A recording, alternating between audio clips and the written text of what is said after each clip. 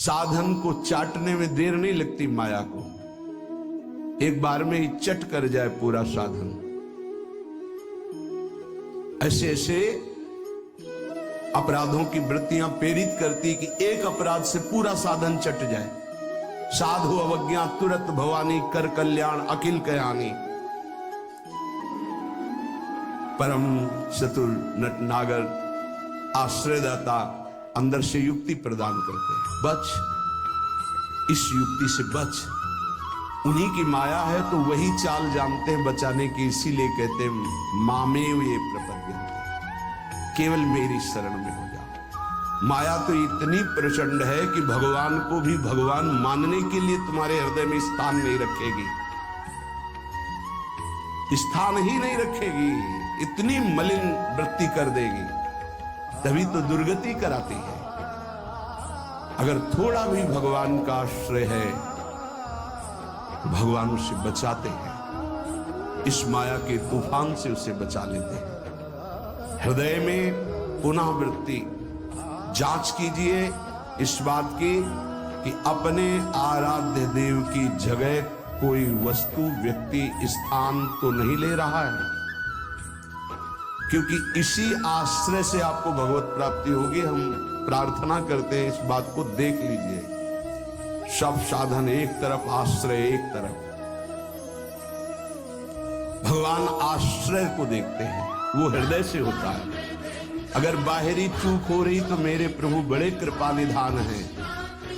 ध्यान दीजिए, राहत ना प्रभु चित चूक किए की, करत सुरत सरबार हिए की। हृदय से इसने मेरा आश्रय लिया, बस।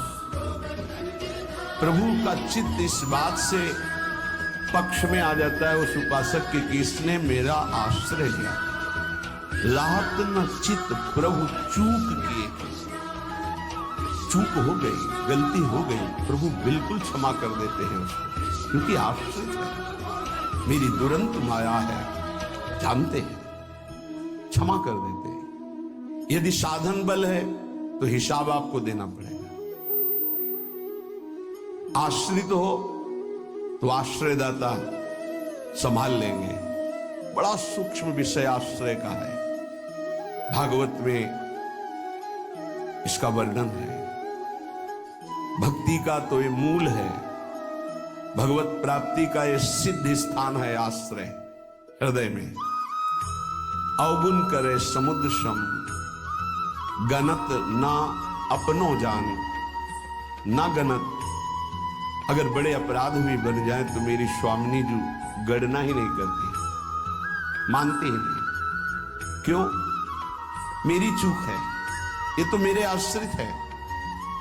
आश्रित की चूक मेरी चूक, ऐसा हमारे आराध्य देव का स्वभाव है। मेरे शरणागत की चूक मेरी चूक। जय विजय ने रोक दिया, शनकादि ने शाप दिया। प्रभु आए और कहा मेरे सेवकों के द्वारा किया हुआ अपराध मैं क्षमा चाहता हूं। मैं स्वयं मानता हूं कि मेरे द्वारा ही अपराध हुआ, क्योंकि सेवा का अपराध स्वामी का माना जाता है। मानो स्वामी ने ही अपराध किया। हृदय भर आता है प्रभु की इस आश्रयदाता वृत्ति पर। जय विजय से कहा तुम चिंता मत करो, तुम 3 बार अवतार लोगे, हम 4 बार लेंगे। भगवान ने 4 बार अवतार। रावण कुंभकर्ण भगवान राम रूप से, हिरणाक्ष हिरण्यकश्यप भगवान नरसिंह वाराह रूप से प्रकट हुए। वाराह रूप से हिरणाक्ष को परम धाम, नरसिंह रूप से हिरण्यकश्यप, शिशुपाल दंत श्री कृष्णचंद्र जी के रूप में 4 अवतार। तुम चिंता, भगवत आश्रय गुरु कृपा का फल है। गुरुदेव कृपाल हुई, भगवत आश्रय दृढ़ होगा।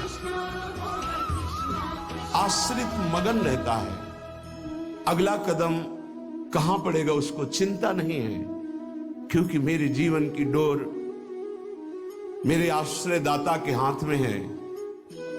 वो जिधर लगाम से खींचेंगे उधर ही इंद्रिय और बुद्धि ये सब उधर ही लग जाएंगे। नाथ आप देख लो, मैं आपकी शरण में हूं। बड़े बड़े महाभागवतों ने इसी आश्रय के बल पर मायावी नाना प्रकार के काम क्रोधात पर विजय प्राप्त की। ये बड़े मायावी, समझ में ही नहीं आता। अगर शत्रु शत्रु के रूप में आए तो समझ में आवे, लेकिन शत्रु परम मित्र के रूप में आ जाए तो समझना बड़ा मुश्किल होता है। शत्रु यदि रिश्ते नाते के रूप में आ जाए बड़ा कठिन होता है। तो मन बुद्धि का संबंध बहुत समय से देहाभिमान में है। देहाभिमान में ही ये सब छुपे हुए विकार बैठे हैं, पता नहीं चलता। ऐसा लगता है हम निर्विकार हो गए, पर विकार छुपे हुए सूक्ष्म रूप से रहते, अवसर आने पर प्रबल हो जाते हैं। इसलिए उपासक आश्रय, देवर्षि नारद को प्रचंड माया का भगवान से प्रेरित होकर आक्रमण करना, मोहित हो जाना, बिल्कुल तन्मय हो जाना, पूरा प्रसंग में ध्यान से सूक्ष्मता से देखिए। वो कह रहे इस समय कोई साधन भजन नहीं होगा, बस मुझे ब्याह करना है। लेकिन उस समय भी आश्रयदाता की स्मृति नहीं है। ये आश्रय जोर का होता है। विचार किया कि मेरा हितैषी कौन, बोले हरि। ये महाभागवत की स्थिति को बार बार प्रणाम है कि ऐसी प्रचंड माया के बीच में भी आश्रय नहीं भूले और एकांत होकर पुकारा, प्रभु पधारिए, हरिए सामने। कहा नाथ हृदय से प्रार्थना करता, जी ही विधि बोए नाथ हित मोरा, करो सुबेगी दास में तोरा। बलिहारी है, ऐसी प्रचंड मलिन माया के आक्रमण में भी अपने स्वामी को नहीं भूले। आश्रय हृदय में बहुत जोर का। तो स्वामी ने कहा जे विधि हुई है परम हित। तुम हित की बात कहते हो? नारद, मैं अपने भक्त को कभी पतन के मार्ग में नहीं जाने देता। चाहे जितना उसका उपहास कराना पड़े, विरोध कराना पड़े, मैं ये सब सह लूंगा कि मेरे भक्त का उपहास हो रहा है, निंदा हो रही है, अपमान हो रहा है, पर मैं उसे पतन के गर्त में नहीं जाने देता। जाओ, जे विधि हुई है परम हित नारद सुनो तुम्हारा परम हित जिसमें होगा वही मैं करूंगा। और वही किया प्रभु ने, परम हित कर दिया। इसलिए आश्रय, आश्रित को किसी भी तरह से कोई भी परास्त नहीं कर सकता। खास बात है, जहां किसी ने आश्रित को ये देखा कि इसमें तो ना तप है ना बल है, तो वो ये नहीं देख पाया कि आगे तो आश्रित दिखाई देता है लेकिन गोद में बैठा है आश्रयदाता की। 5 वर्ष के प्रहलाद जी का चमत्कार कोई साधन भजन नहीं था। 5 वर्ष की तो आयु है, क्या साधन भजन है? गुरुदेव देवर्षि नारद ने आश्रय पुष्ट करा दिया गर्भ से ही। इतना जोर का आश्रय है कि इतनी भयावह परिस्थितियां आने पर भी मन डगमगाया नहीं। मेरे हरि है ना, मेरे हरि है, मैं उनकी गोद में हूं, वो कण कण में है। क्या दिव्य आश्रय! इसीलिए सारी दिव्यता प्रहलाद जी के जीवन में पाई गई। गुरुदेव नारद जी से पहले उनका स्मरण होता प्रहलाद, फिर नारद। प्रहलाद नारद पराशर पुंडरीक व्यासंबरी सुख सौनक भीष्म दालना। सबसे पहले भक्तराज प्रहलाद जी का नाम, क्योंकि 5 वर्ष की अवस्था में निष्काम धर्म की चरम सीमा में आश्रय की भारी स्थिति में प्रहलाद जी को पाया गया। ध्रुव जी भी महाभागवत हैं, पर पहला नाम नहीं लिया गया क्योंकि उन्होंने अटल पदवी की आकांक्षा की। निष्काम धर्म की चरम अवस्था प्रहलाद जी की, नरसिंह भगवान प्रकट हुए और पूरी लीला करने के बाद प्रहलाद जी को गोद में बैठाल के कहते हैं, मेरी आज्ञा है, आप वरदान मांगो। हाँ प्रभु, आपकी आज्ञा का पालन करने के लिए वरदान मांगता हूं कि मेरे हृदय में कुछ मांग ही न रह जाए। ये क्या वरदान? मेरे हृदय में कुछ मांग ही, आपको पाने के बाद अब क्या मांगू, क्या पाऊं? आश्रय, दृढ़ आश्रय। ये देहाभिमानी की समझ में नहीं आएगा। भगवद आश्रय, हृदय से आर्त भाव से जितनी दिव्यता वो सब आश्रय में विराजमान रहती है। इसलिए नाम आश्रय, धाम आश्रय, रूप आश्रय, लीला आश्रय, ये सब उसी परम आश्रय के खंभे हैं जिनके ऊपर प्रेम महल बनता है। इसी प्रेम महल में अद्भुत विलास और उसी में आपका प्रवेश, प्रेम विलास में। नाम रूप लीला धाम ये महल के खंभे हैं, प्रेम महल के। और आश्रय, दृढ़ आश्रय आराध्य देव का। कैसा दृढ़ आश्रय? यह जोरी अविचल वृंदावन, नाहिन आन सुकाज, हिन आन सुकाज। मेरे प्रिया हमारे माई श्यामा जी को राज देखो आश्रय। मेरे प्राणनाथ श्री श्यामा शपथ करो तृण छिए, कसम खा के हृदय में केवल श्यामा निवास। आचार्य जी, मेरी महारानी श्री राधा रानी जाके बल में सब सो तोरी, नाहि नान सुकाज। शपथ करो तृण छिए, सब सो तोरी, लोक वेद कुल कानी। मेरी महारानी श्री राधा रानी। ये महान पुरुषों ने आश्रय को अपने हृदय की कृपा करके परिचय दिया, तब समझ। आश्रय सच्ची कहते हैं, आश्रय एकमात्र आश्रय में ऐसी धूल भरी आंधी कि तुम समझे नहीं पाओगे कि साधन कर रहे हो कि असाधन कर रहे हो। बहुत सावधानी की जरूरत है, क्योंकि चित्त द्रवित हो जाता है। द्रवित चित्त में जो भी संस्कार डालोगे बहुत जोर के होते हैं।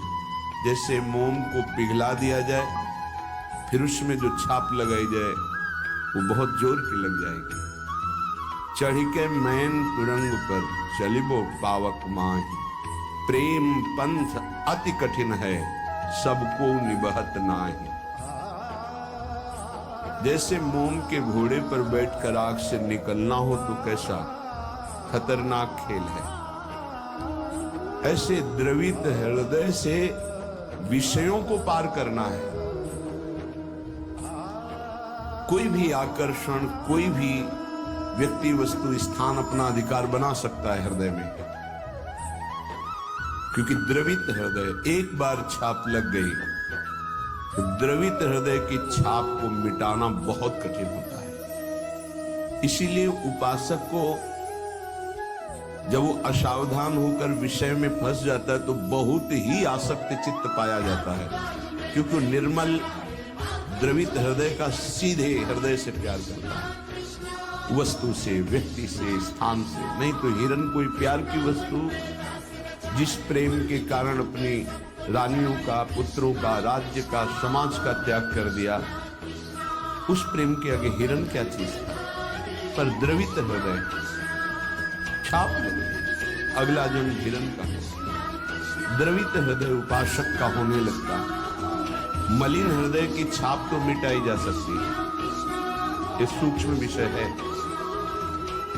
विषयों में खेल रहा है, कोई भगवान से मतलब नहीं, तो जब जगेगा तो उसका हृदय साफ किया जा सकता है। जब ज्ञान होगा, उसको सत्संग मिलेगा तो सुधार बड़ी तीव्रता से हो जाएगा, यदि कुसंग ना हो तो। लेकिन यदि उपासक का हृदय आसक्त हो जाए तो बहुत ही उसमें विचित्रता पाई जाती है।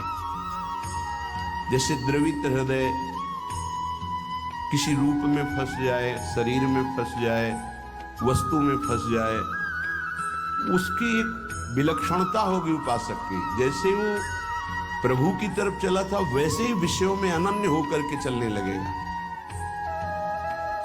द्रवित हृदय बिल्वमंगल जी चिंतामणि में अत्यंत आसक्त, हटे, प्रभु में मन को लगाने की चेष्टा की, लगा, फिर वैसे ही नववधु को फिर वैसे ही नवीन आशा, अर्थात वो अभी हृदय से छाप मिटी नहीं थी। इसीलिए उन महापुरुष ने अपनी दोनों आंखों को ही विदा कर दिया। मेरे नाथ से तू फिर मुझे विमुख किया, अब संसार को देखूंगा ही। दोनों आंखें खोल दी। द्रवित हृदय अत्यंत आशक्त, ये विषयी पुरुष नहीं कर सकते ऐसी आसक्ति, वो विषय में भी ऐसी आसक्ति नहीं कर सकते जैसी उपासक आसक्ति करे। इसलिए बहुत सावधान, उपासना के मार्ग में अपने आराध्य देव की जगह किसी को नहीं देनी चाहिए। उनकी जगह कोई है ही नहीं, समान ही नहीं, तो बढ़कर क्या है। पर सही मानिए हम अपने आराध्य देव से बढ़कर किसी को स्थान दे देते हैं, वो चाहे कोई शरीर हो, वस्तु हो, स्थान हो, कुछ भी हो।